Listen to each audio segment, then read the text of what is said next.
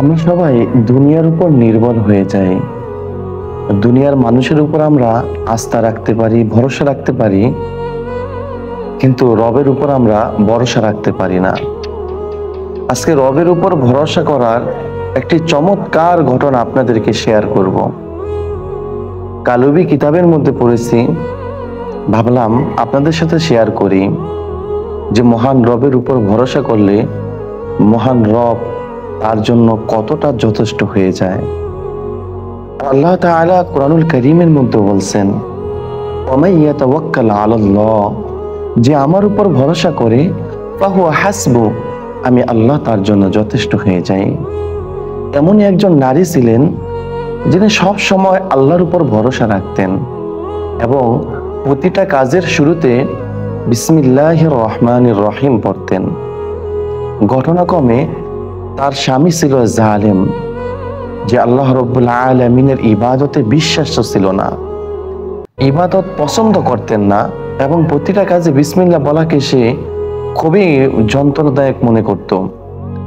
তো ওই নারী সবসময় প্রতিটা কাজে বিসমিল্লাহির রহমানির রহিম বলে করত এবং পূর্ণ আস্থা এবং ভরসা আল্লাহর উপর রাখত।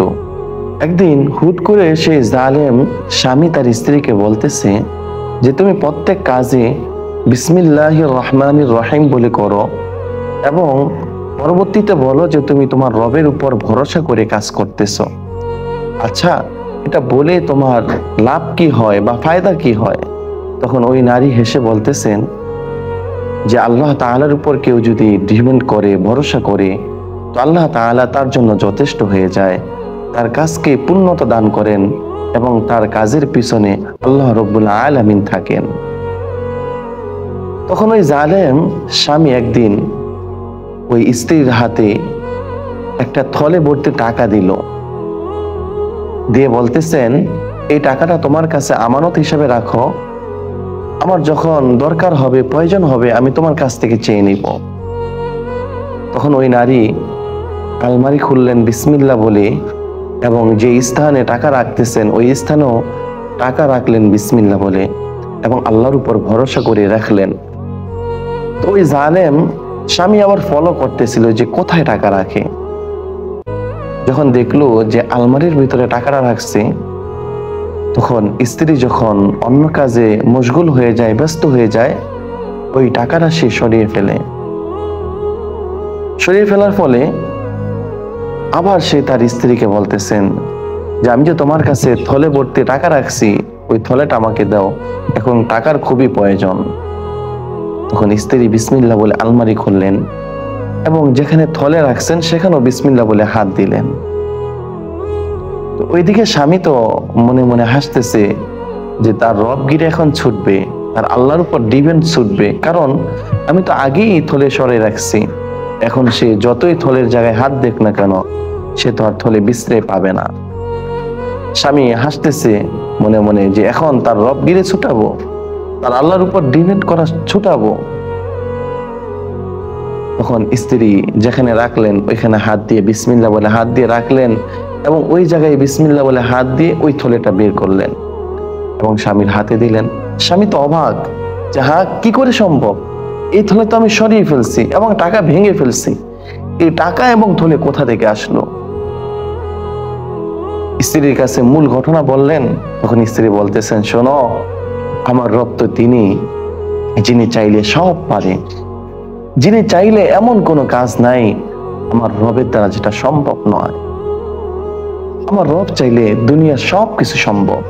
তুমি হয়তো আমার রবকে অপমান অপদস্থ করার জন্য, আমার কাজকে অপমান অপদস্থ করার জন্য তুমি এই কাজটা করছো, কিন্তু আমার রবের কাছে এটা পছন্দ হয় নাই।